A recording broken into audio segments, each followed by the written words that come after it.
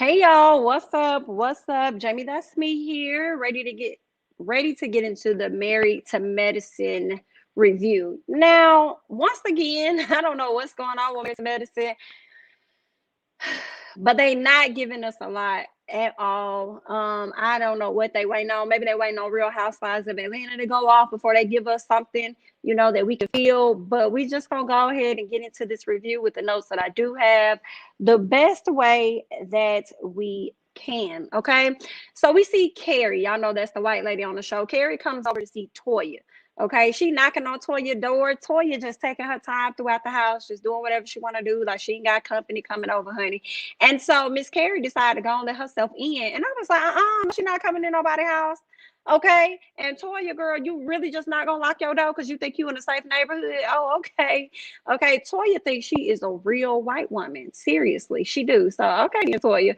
So her and Carrie, they go in, they have talk. Toya is trying to pack and get ready for this DC trip. And she says that she wanted to invite Miss Carrie or whatever on the trip. And I'm like, how you gonna invite somebody else on a trip without asking the people that's doing it? Like, how dare you? But Toya's not feeling Miss Heavenly. She don't care nothing about Miss Heavenly, so she gonna do what she wanna do. So she says that she gonna invite her. She says she not gonna tell nobody. And Carrie's like, well, how is that gonna work out? She said the same way it worked out the last time. Just pop up. I'm not gonna say nothing. You don't say nothing. Just pop up, girl. That's just what we're gonna do. Because again, Toya does not care anything about how Heavenly feels about this. Okay. Next, we see Heavenly and Damon getting ready for the trip, and she tells him that she is committed to not letting the women ruin this trip. And I say, Heavenly, are you sure? Are you sure? Because you definitely be one of those women that be with the SHI and the T girl. Let's not. But if that's what you said, okay. But we know how it gets when these ladies get together. We already know how it goes. We know some BS is gonna pop off. So Damon might as well get ready. Now, Toya, she did not tell Heavenly that Carrie was coming, and she also didn't tell her that Lisa Nicole was coming either. So Lisa Nicole also popped up. So they on the train, they on the plane. Carrie comes. Carrie done put her stuff down in one of the window seats, and Heavenly is like, what is this, girl? No, ma'am. She picks her stuff up like, here you go. You go and take that and you sit in the back, okay, with everybody else, honey, because this is my SHI. Period. And next thing you know, Miss Lisa Nicole comes up, and Damien was like asking Heavenly, like, so you're not gonna speak? Heavenly said, honey, I don't speak to nobody that don't speak to me. And that's where it's at. Okay, she didn't speak to me. It is what it is. But she can come up on my plane. I guess. We got a few snakes on the plane, honey. Let them go have a seat. So that's how Heavenly was feeling. Now, once they land, right? They have to pick rooms, and they're trying to figure out what's the plan for the rooms. So Heavenly said that we're gonna play a game of trivia. She said. Heavenly said that the guys cannot participate, only the wives, right? So the ladies are participating, but Toya and them up there cheating the whole time, her and Eugene. He up there looking for the answer, and she up there giving the answer, which I thought was quite hilarious because Heavenly did not say that the guys couldn't help. She just said they couldn't play. So that was cute for what it was or whatever. And once Toya, so Dr. Jackie started pitching in, and Dr. Jackie she has a few right answers.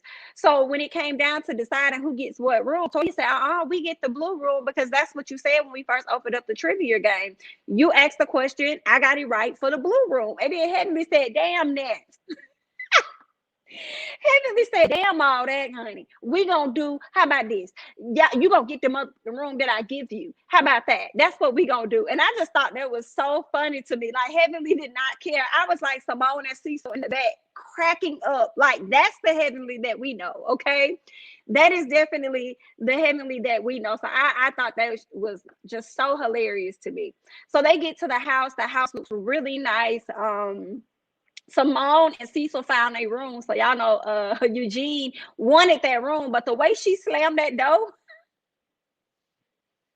The way she slammed that door in Eugene's face, I screamed. I will say, I definitely screamed. I thought it was so funny. And Toya was like, "So you just gonna fight them for the room, honey? Are you?"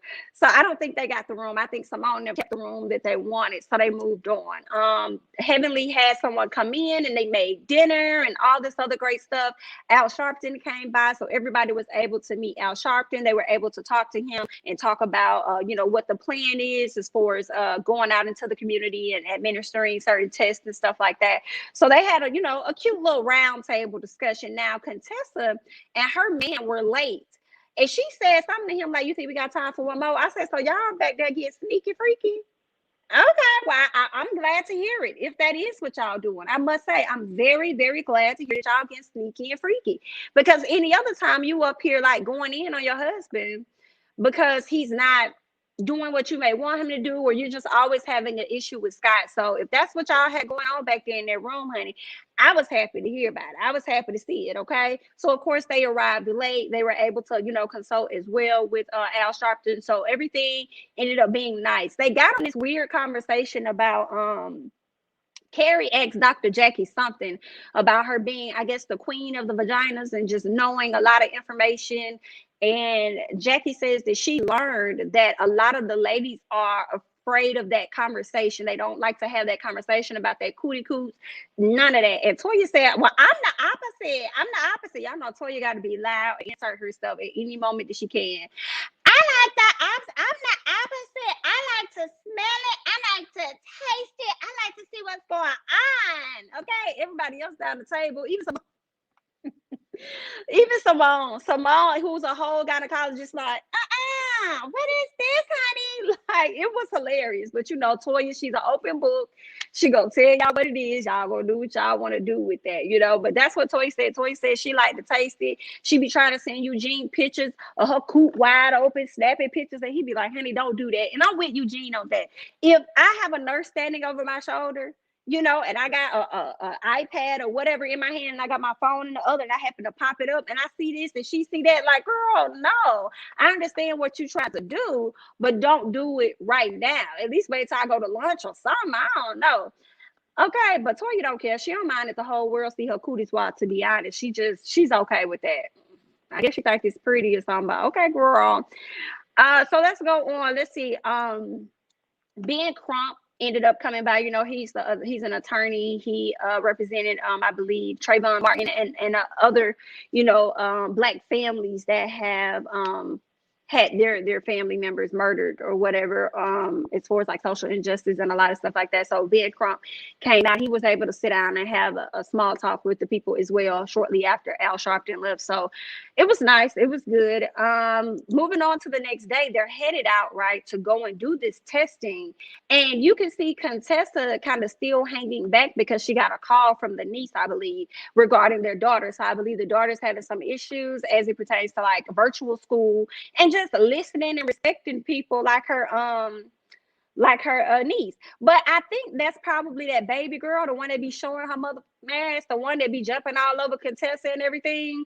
Yeah, her. So I'm sure that's the daughter. So when Contessa got the phone, she had to tell her, like, "Little girl, listen, you don't run nothing over here. You gotta listen to your auntie or your cousin, whoever she is. When they tell you to do something, you do it. Whoop, whoop, whoop, whatever." And the little girl's like, "Okay, yeah, okay, you're right. Love you. Okay, bye."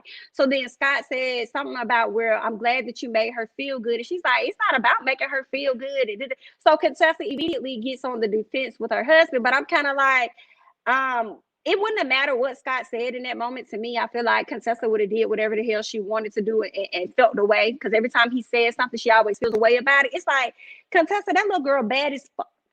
And it's not because of your husband. It's because of y'all, okay? It's because of both of y'all. We saw how she just be jumping all over you and just be just be all over the goddamn place, okay? And you could tell that she don't really get the discipline like she needs. So don't blame it on him. He also goes on to talk about how he would want his kids to be in virtual school. Now, I was Eugene. If y'all saw Eugene sitting in the front, he was cringing. It was so fucking funny the way he was sitting up there cringing and just laughing his ass off. Because Scott was like, he would rather his kids go to virtual school, pull them out of the school that they're in, let them do homeschool. That way you can monitor their grades as you need to. And next thing you know, all the kids have A's and this and that. And I'm like, how is that making them efficient in the world as they get older and they go out? Like, I'm confused. How is that helping them? They not learning shit. Like, that made absolutely no sense. I will say that. And Contessa felt the way because she was like, so you want them to do homeschooling, but all of that stuff is gonna fall on me. And then Scott said, but you doing that anyway. Now I did understand Contessa's frustration because she does have a lot on her plate on top of these kids wanting to be at home. But also, I kind of feel like you also left Contessa and left them kids with their daddy for like a whole year while you go off to school. So again, I feel like if it's not falling on you, it's gonna fall on him. It's gonna fall on y'all. So I don't really know what to say about them two. They always finding a reason, at least to me. I feel like Contessa is a problem. That is my opinion. I feel like she's always finding a reason to be upset with him or to come at him about something. Just always, it's always nagging about something. Let me move on. But clearly we could see they both tired of each other. Like they just motherfucking tired. That's just the bottom line. So after they, go out and they serve the people and they're administering the test and doing all of that, Toya recommends, I believe, like a hangout or something by the pool. So while they're getting ready and the guys are playing basketball or whatever they're doing, they're getting ready. You see Toya in her dressing room putting her face on. You see Anila in that same dressing room getting herself together. And then Carrie comes in. Carrie comes in to say that she had a conversation with Contessa and Heavenly, and they said that they wanted her to be on their team because she's smart. She's the smart one. I guess she's trying to say she's the smart one out of everybody. I don't know if that's true or false, but that's what Carrie said. So maybe it was true. Of course, Toya and Anila felt the way about that. And I don't really blame them because that is kind of like you demeaning us as though you're better than us because you happen to have a doctorate degree and we don't, so like that's whack. You don't have to do us like that. But then Carrie, I think it was Carrie, said anybody could, be a doctor or something. And then Anila goes on to say anybody could be a dentist. And I said, well, why aren't you? If anyone could be a dentist, Anila, then why aren't you a fucking dentist? Okay, please tell us that. Instead of staying home all day, don't even have time for your kids because you're so busy blogging. Okay, and then got the audacity to have a nanny, and you also right along with Toya about to run your husband into an early grave. So please tell us why you did not go out and get a dentist degree. Please let us know why you ain't out there since anybody can get one. You don't even have a job. If you talking about anybody can get one, well then go get one. If that's the case. So y'all know I'm not really feeling Miss Anila anyway, but those are my thoughts. And that's really all that I captured, y'all, for real, from Married to Medicine. It was not a whole lot that went on at all. Like, and I will say this, it was kind of interesting when they said we want to pull Carrie over here and because you're the smart one or whatever. It makes me wonder, like, are y'all gonna at some point try to ice Toya out or something, or try ice out Anila? Anila barely in anyway, so that's a bad thing. But what about Toya? And well, primarily, what about Toya? What y'all gonna do with her? Okay, because y'all already know how I feel. I feel like Anila and Toya can be friends of the show, and they can bring in 2 other doctors, Married to Medicine. Those are my thoughts about that. I mean, I enjoy Eugene. Toya is comical at times, and sometimes she's just too much. So she's still good for TV, but I'm like, if she moved down to a friend, like nobody would be upset about that, But that's really all that happened, y'all. And I could tell from y'all comments, y'all got the same thing that I got because it really ain't SHI nor T to talk about because they go down. But that they did a lot of talk around, Black Lives Matter, social injustice. They did a lot of talk about that. I will say it was interesting to hear the doctors say that it's been difficult for them at times being a doctor when they get certain patients in that don't want to work with them because they are Black. I wouldn't know what to do. And it's like you can't refuse them or anything. Because of who you are as a doctor, you still have to try to administer some type of, health or whatever, some type of care towards, to those people. And I think it was it Damon that said somebody was not interested in having him service them, but he was so nice, took care of the guy's mom, and then afterwards the guy, I guess he said he appreciated it or he apologized or whatever. But all in all, I never thought about what all the doctors have to go through when they're working with patients that do not like them primarily because of their skin complexion, then have the audacity to ask, are you even clean? BIT, are you clean? You the one that came into this hospital. I should be scared of you. Excuse me? So yeah, they have to go through a lot, but they making it work. I'm glad they had that conversation too, because I'm like, dang, I never even thought about it like that, like having to do that, administer some type of health care to a racist. You know what I'm saying? Meanwhile, we got to go to the doctor and act like we completely safe with this white person over here checking up on us and telling us what's going on. Yikes, okay? But that's really all I have. January Highland says, Toya spent 8 years on this show and still don't have, embarrassing, and still don't have anything to show for it. Capitalize off this opportunity, but she's too lazy. Embarrassing. And then I think they said that her house is up for sale. I think she's trying to sell her house, but her excuse was the fact that a lot of people in the neighborhood ended up selling their homes and got a large profit from it. And so she wants to be able to capitalize off that as well. And I'm like, okay, Toya. I don't know what to damn believe. I really don't. I don't know what to believe, but you would have thought when they had their first few times of having financial issues, she would have lived below her means, in my opinion. Live below your means and then, come up, maybe have a few houses. Like even with Candy Burris, Candy don't have that big old lavish, amazing, grand house. Candy got what works for her. She probably remodeled the inside to get it to what she wants. She got a whole second house attached to her property. And she just living her best life. It works for her and her family. And I wish Toya would have took on some advice, watch Candy a little more closely and probably did the same thing with her life. But instead, she went to go get this grand old home. And I'll be honest, I'd rather have millions of dollars in my pocket than to spend millions of dollars on a home. And then all that money is going straight back to this mortgage company on top of the interest that you're paying. So you're really paying more than the million that you put down.